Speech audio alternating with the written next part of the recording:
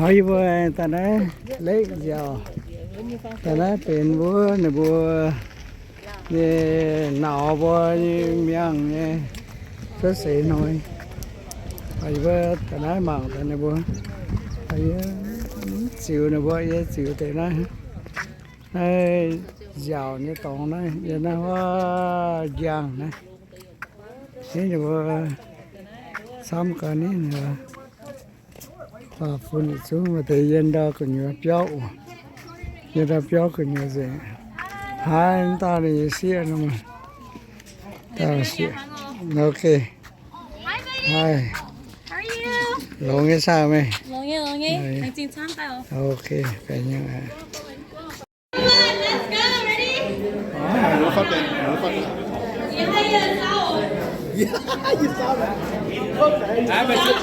Mày sẽ sao ấy? Yes. Yeah. Yeah. Happy birthday to you. Happy birthday to you. Happy birthday, dear mom. Happy birthday to you.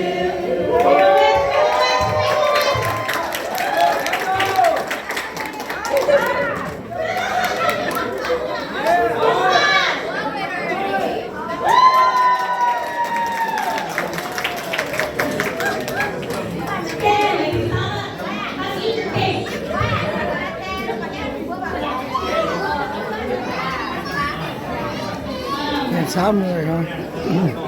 đã châu thì có miếng xuất xỉ rồi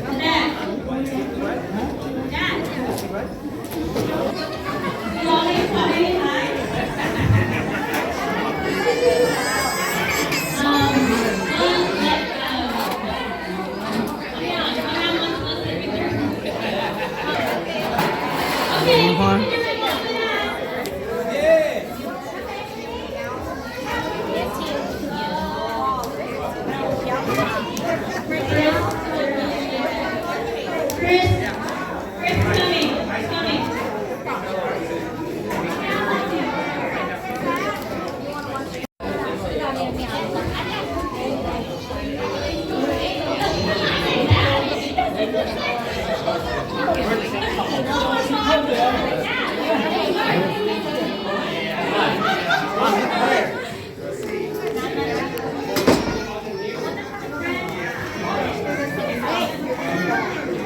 Grandchildren in front. Oh, never mind, not even small.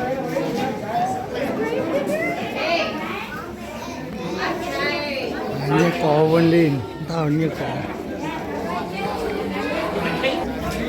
ai đi em phát tỏi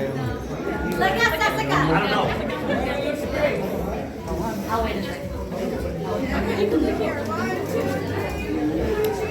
số con phun là gì đấy xin God, just smile. rồi nè Okay, Angelica. rồi vừa xuất cháu tay vì sao chỉ xoang lò nhện lò hốp nóng bà lò miên giờ có đứa mọi mi giờ mấy nhện tiêu rồi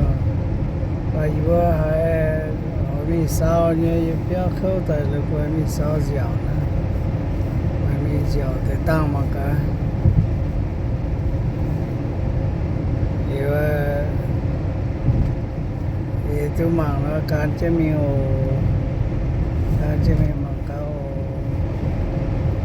anh nói lại xin lại xin xong lại on nhé nói bên chỗ nhị chuyện chỉ là nhị chuyện phải đó là lấy bài lúa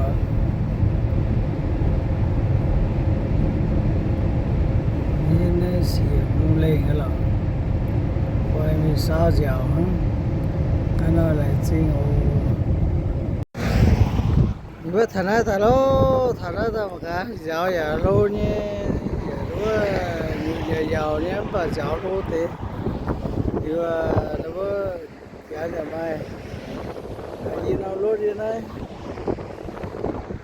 tất cả nó mày chưa chẳng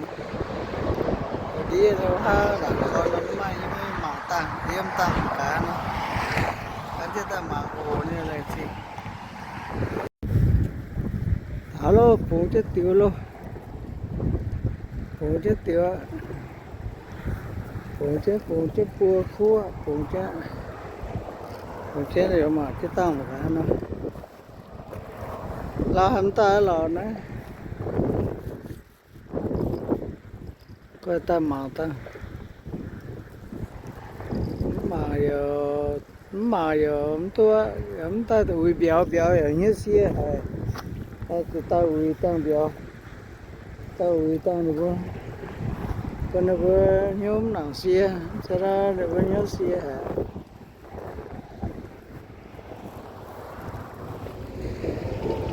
cái là phía chân cắt thùng gì chấp thùng gì bạn được em biết chứ chân ta biết chứ liền với em chấp thùng cái đi mẹ bỏ nhà cái đi biểu hóa cái nhiều mi và biểu hóa cái nhiều mi hiếu nó cái nhận thế cắt thùng cái đi mà cái cắt thùng ta mò nha nó bịa xuống mình là cái gì cái bài đi sau ta cái chuyện để cho cái tiêu ta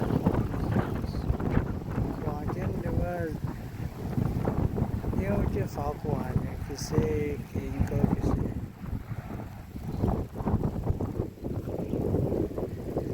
quả chuyện ta một cái nó cái giáo thôi nhé làm nhé lại xin ồ nhàn chứ lâu quá nhàn chứ nhàn cu nhá cơ cu ra siêu chứ nữa thảo ta luôn nè hô lò phải nè biển đó nè ôi tu ta luôn mà tu ta mà cả yo rồi cái này tu tao ta luôn này mà chứ gì to ta nè mà chứ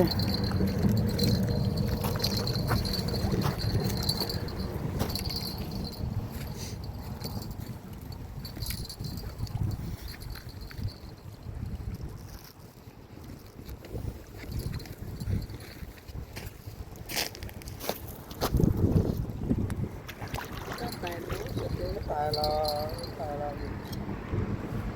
làm tốt như này tài suốt rồi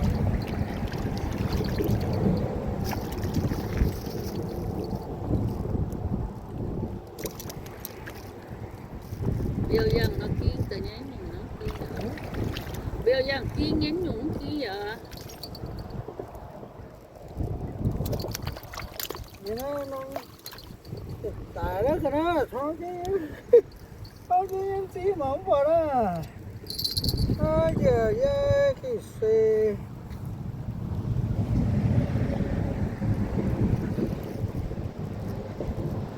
chiến thủ nó còn chứ mà cái này chúng ta ta lô này cái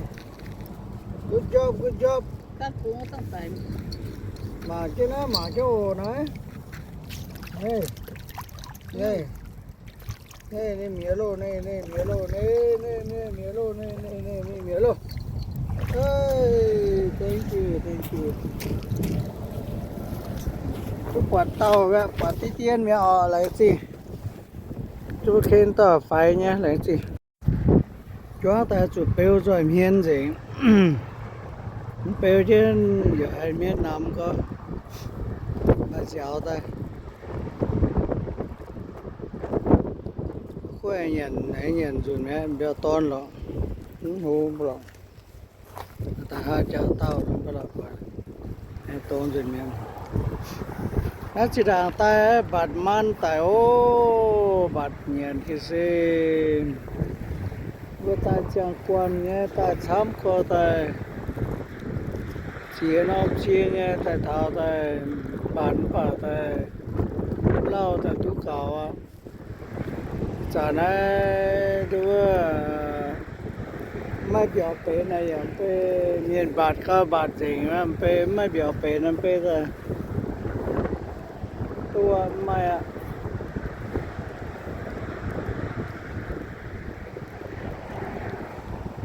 ta mà thế ta giang nhang với ta xếp farm rồi nhiệt ta và ta sở chế miền ta miền bát tôi như là gì cần tu miền tu ta với ta sở chế miền chuẩn nhà nó là sở chế nhà nó ở bắc ca nó bán tu thì với mua ta ta xếp farm rồi nè làm tu bây giờ nắm bà với ta vậy ta sắm nhắm bấm tu sắm tu tập ba nhắm bấm tu sắm nhà phía sau nhà ta tôi rồi luôn rồi nhỏ ta rồi nghe tụng rồi sẵn tay tụng đau nữa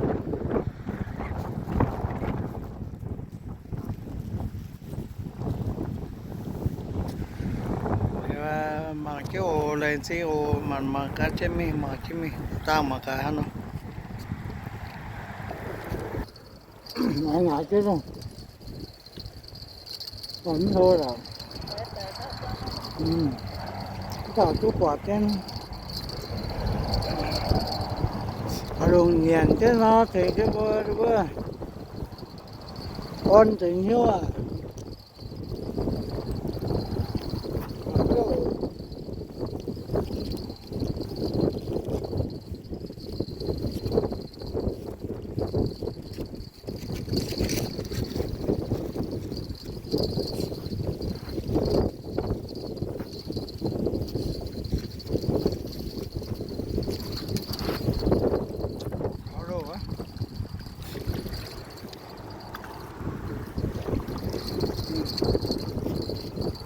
바로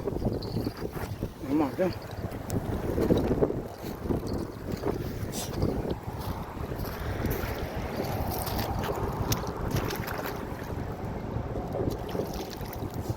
Cả hộp kia cho tao mà lấy cố rồi luôn luôn nữa.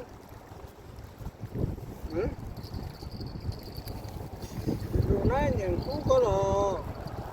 Rồi nãy nhận cú kia rồi cái xe móc cái xe nhận cú tiền rồi. Thì cái mà chứ. Cũng trên mi mà chứ mi. Cũng nhìn ra mà chứ mi. Hả? Đó, này. Trong nhà mình rồi này. Rồi có là phải nhận cú tiền luôn thế này. Là gì? Mang cú quen tiêu.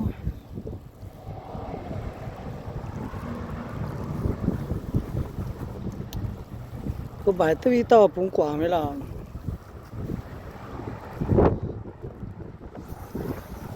Ô, chỉ hóa cô nha. Hóa cô cả mắm quả. Đó cô sẽ mắm quả. Lại xin.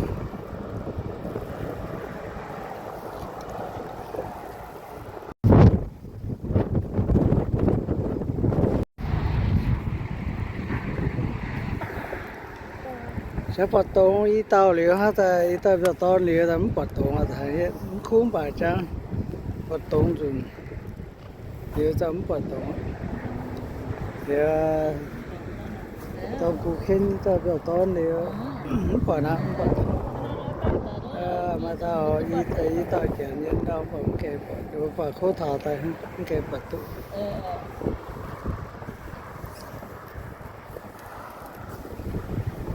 bạn có quyền nhung biểu tay ở bản nhung ha thì nhung hết mọi mình bạn có mình quyền mà thế cho mình bạn cái nhung hoa nhung quá nếu bây giờ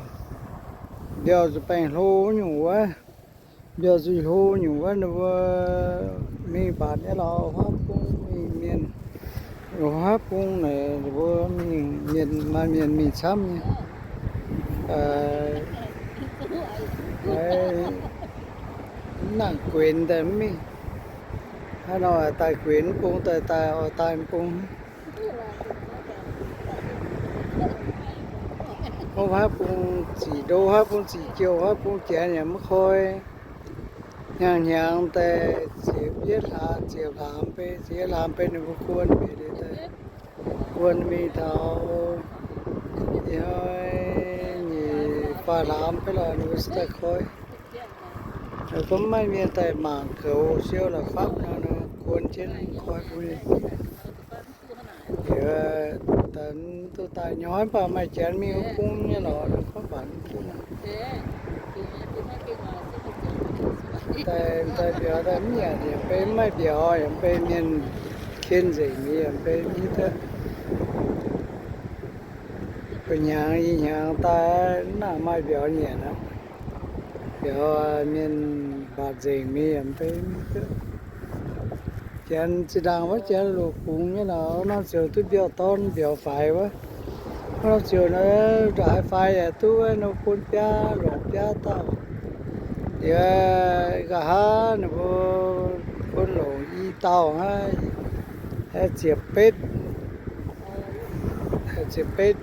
y đô phá mèn chiếc pet đô phá mèn thì sẽ lột tú nó thế là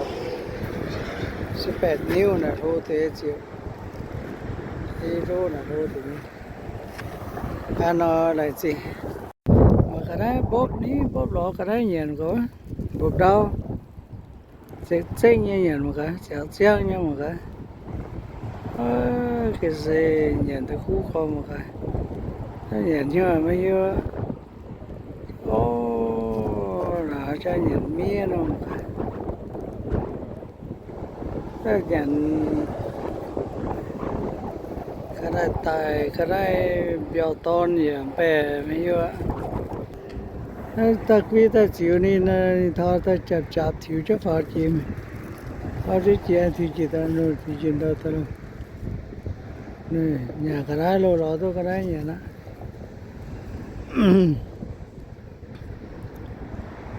แต่เตี้ยนตัวตรง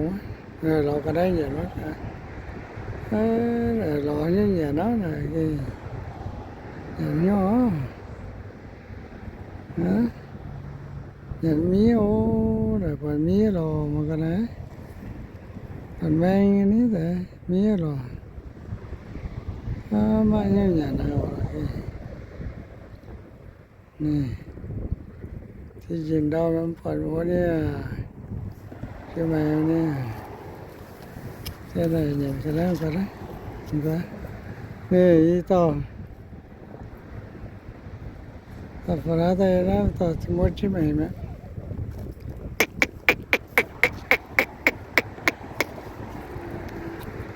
Cambodia ý cái này mà tả luôn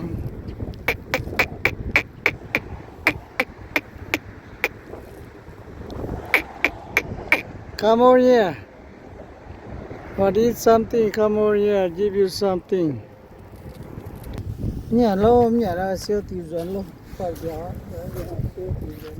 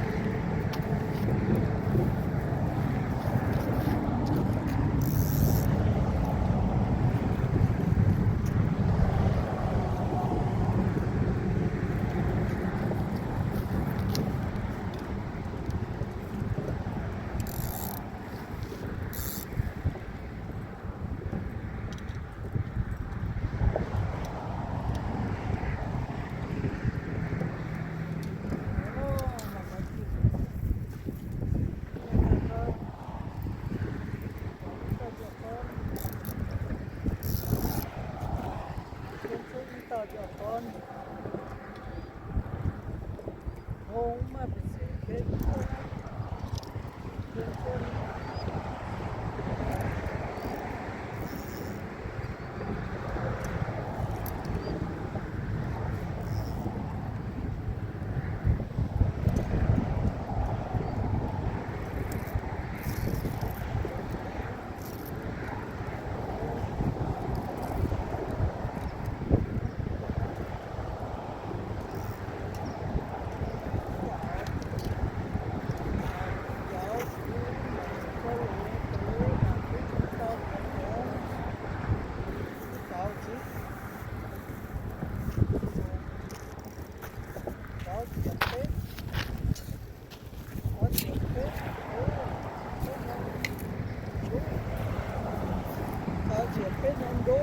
cái này nó cao nó chua nó không to rùa nó xuống luôn hoàng lai lô cái rùa lô tại sao mà bố cái chút tay màng bố giờ lô rồi tại chân chết lô rồi nữa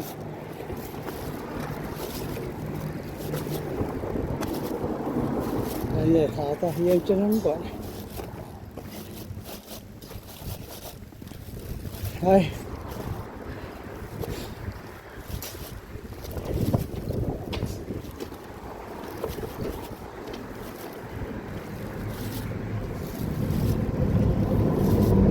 giờ ta còn với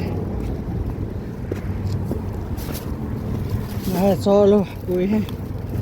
giờ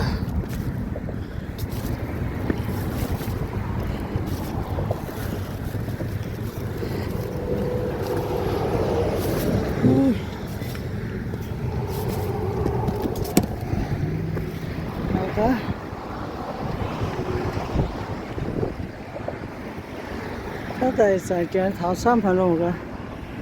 dù này tháo được xíu nó nhưng đâu sản xăm có kia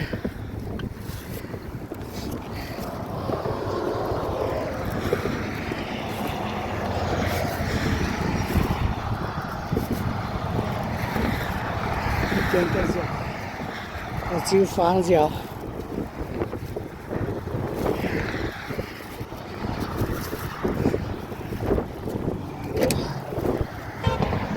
ôi trời bạc giò sao kê bạc tay nữa luôn đến thấy trời châu bố ta giò ta giá phá giò nha bố ta chuẩn bị giò thế hăng nó bố ta mi giò lắm mà lắm tu lo chuẩn bị giò luôn tiểu lo giờ dần thay đổi cho nó tiểu thảo ha cô thế tiểu chả có gì nói là có cái biểu này nó không phải vừa chứ mày nó lắm tùy là xuất thọn đó gặp cho sẽ tùy là tùy rồi đi vô dâm vô đi nó tòng cái đó nó sẽ tùy nhau cái biểu nói chứ vô đấy dâm nó lát này tại đúng gai hay chiếm dụng biểu nó mà gom tại đó có nhàn có hốc và sau này xóm tại đó chiếm dụng phú để nhà sau này là đã cái xe mà cả cũng lấy chán có hoa cũng nhẹ chán có cả đi cũng trở lên ở đó em quán thì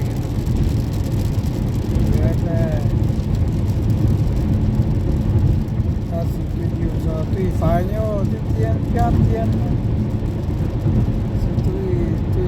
tùy cho cái xóm nên chỉ là chia nói như nó kia tùy chủ có cái hòn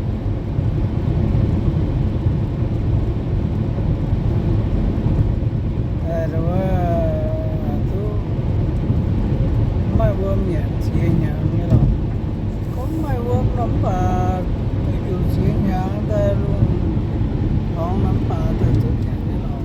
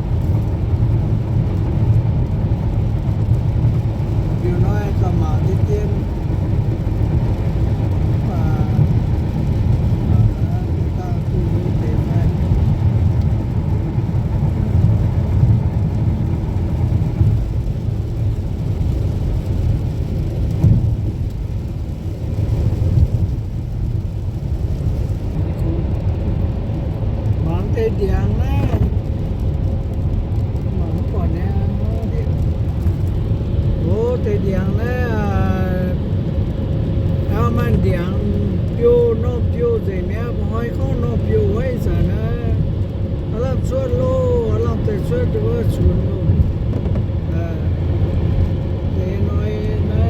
đau vậy nó chọn cái nó lại gì